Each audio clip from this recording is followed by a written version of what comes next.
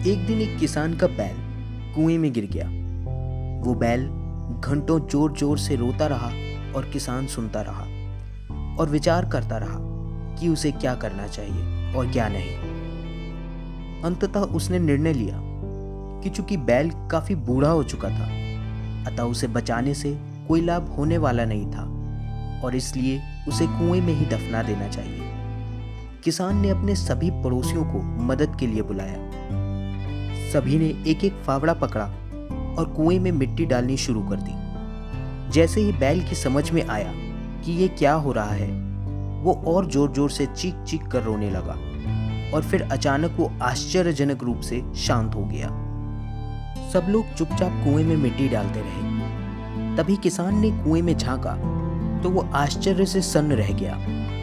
अपनी पीठ पर पड़ने वाले हर फावड़े की मिट्टी के साथ वो बैल एक आश्चर्यजनक हरकत कर रहा था।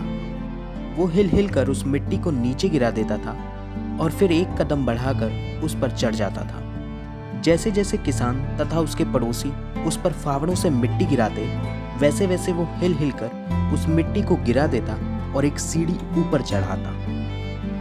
जल्द ही सबको आश्चर्यचकित करते हुए वो बैल कुएं के किनारे पर पहुंच गया और फिर कूदकर बाहर भाग गया।